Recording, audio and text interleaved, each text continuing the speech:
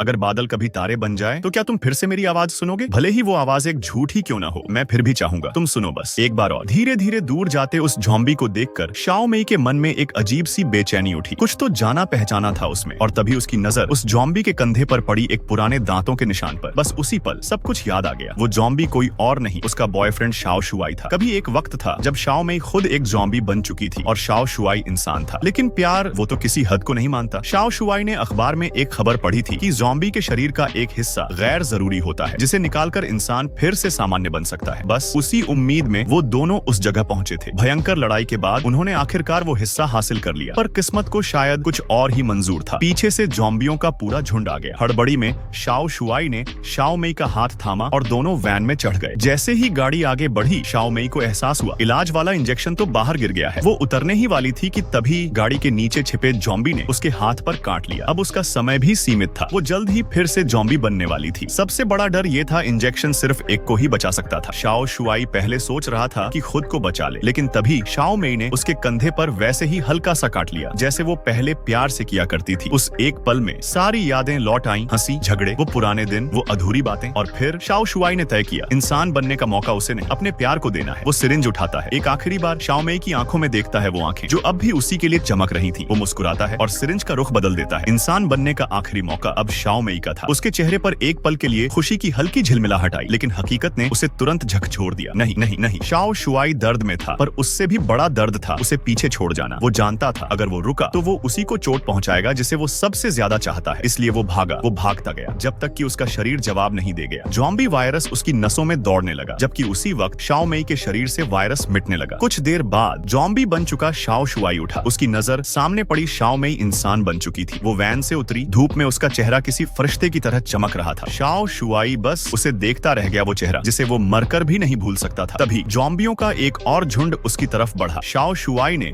बिना सोचे झपट्टा मारा, सबको गिरा दिया और शाओ मेई के सामने ढाल बनकर खड़ा हो गया। बाकी ज़ॉम्बी उस पर टूट पड़े, काटते रहे, नोचते रहे, पर उसने एक कदम भी पीछे नहीं हटाया। तभी इंसानों की एक टुकड़ी वहां पहुंची और गोलीबारी से बाकी ज़ॉम्बियों को भगा दिया। जब सब थम गया, शाओ मेई ने चारों ओर देखा। शाओ शुआई कहीं नहीं था, वो जा चुका था हमेशा के लिए।